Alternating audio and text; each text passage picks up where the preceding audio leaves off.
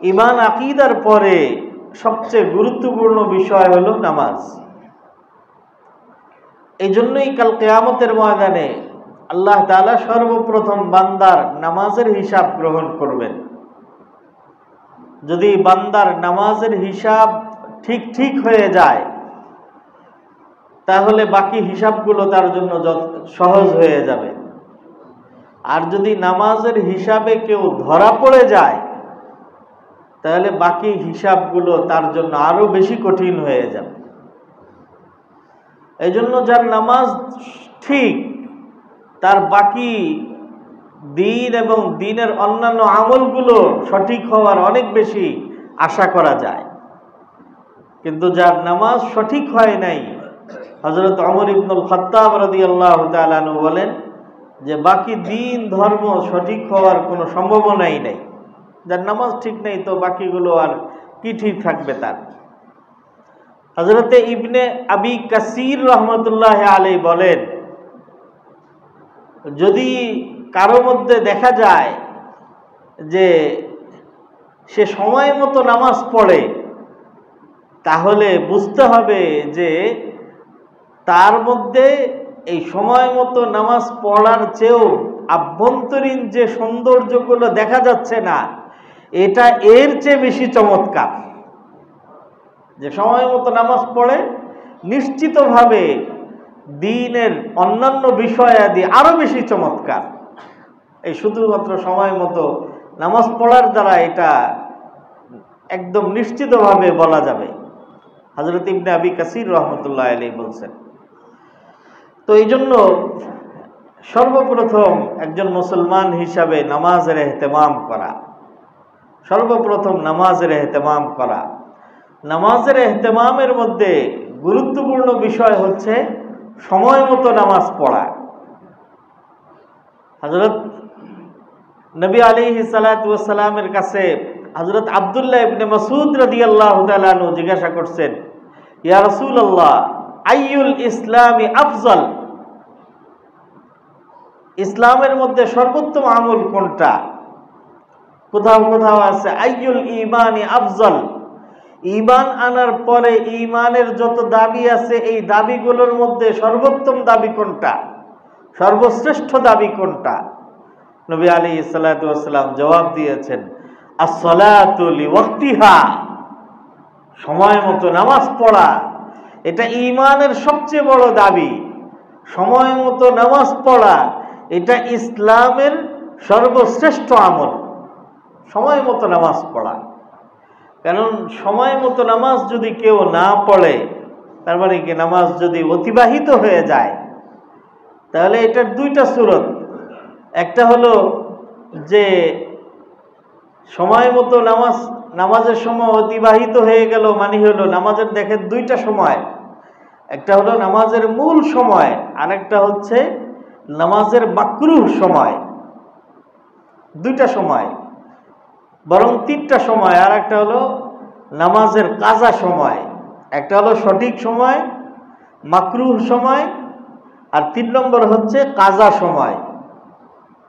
কাজা সময় মানে নামাজের যে নির্ধারিত ডেড লাইন ছিল ওই সময় পার করে এরপরে নামাজ পড়া, নামাজ বাদ দেওয়া না, নামাজ পড়া।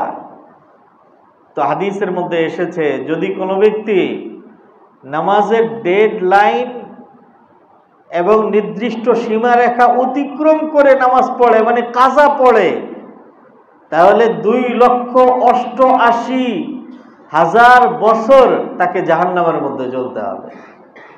2,88,000 বছর। ইংরেজি যে ক্যালেন্ডার আমরা গণনা করি, এই ক্যালেন্ডার অনুযায়ী এখন কত সন? 2025। এই সনের গণনা আরম্ভ হয়েছে হযরতে ঈসা আলাইহিস সালাতু ওয়াস সালামের জন্মের দিন থেকে। এই জন্য এটাকে ইংরেজি সনও বলা হয়, আবার এটাকে বাংলাতে আমরা খ্রিস্টাব্দ বলি। খ্রিস্টাব্দ বলি না আমরা? কেন খ্রিস্টাব্দ কেন?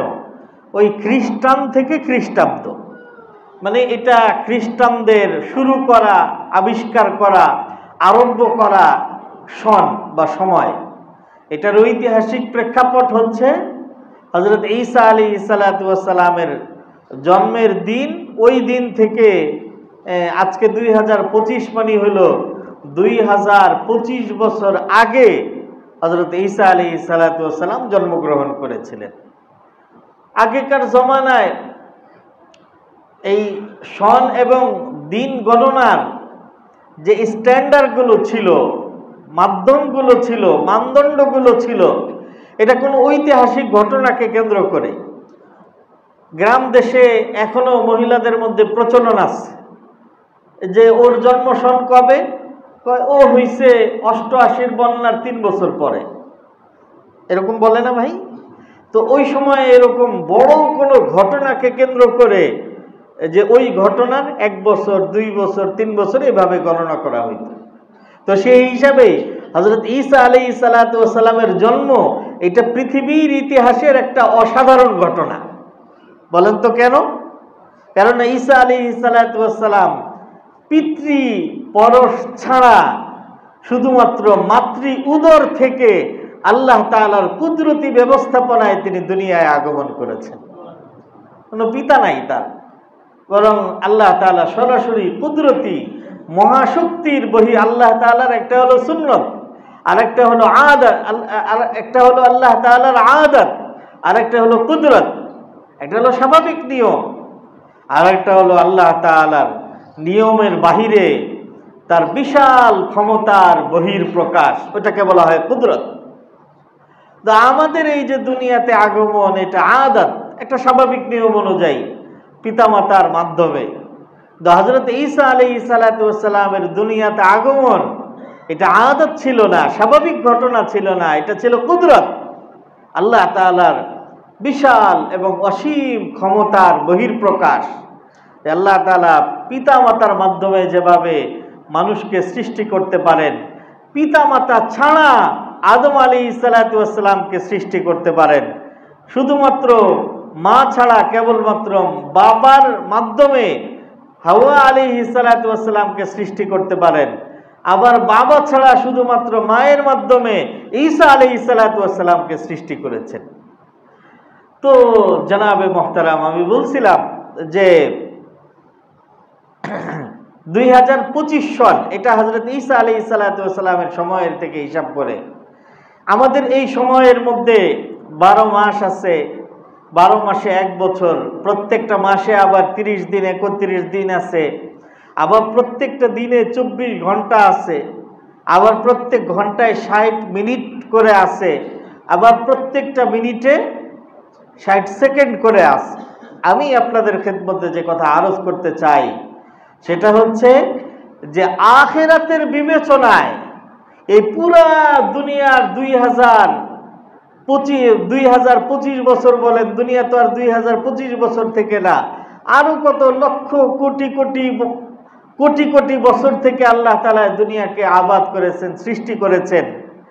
তো এই পুরা দুনিয়ার গোটা জীবনটা আখিরাতের একটা 1 মাইক্রো সেকেন্ডেরও সমান না।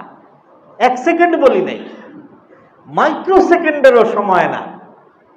এই দুনিয়ার মধ্যে আল্লাহ তাআলা আমাদেরকে পাঠাইছেন কেন? ওই যে আখিরাত যার শুরু আছে কোনো শেষ নাই, ওই অনন্ত আখিরাত, এটা আখিরাত যার শুরু আছে শেষ নাই, ওই জীবনের সফলতার পাথেয়কে অর্জন করার জন্য আল্লাহ তাআলা দুনিয়ার মধ্যে আমাকে আপনাকে পাঠাইছেন। কিছু কাজ দিয়ে পাঠাইছেন, কিছু পরীক্ষা দিয়ে পাঠাইছেন। এই পরীক্ষাগুলোর মধ্যে নবী আলাইহিস সালাতু ওয়াস সালামকে জিজ্ঞাসা করা হয়েছে যে আইয়ুল ঈমানি আফজাল, ঈমানের দাবিগুলোর মধ্যে সর্বশ্রেষ্ঠ দাবিটা কি, এবং ইসলামের আমলগুলোর মধ্যে সর্বোত্তম আমলটা কি?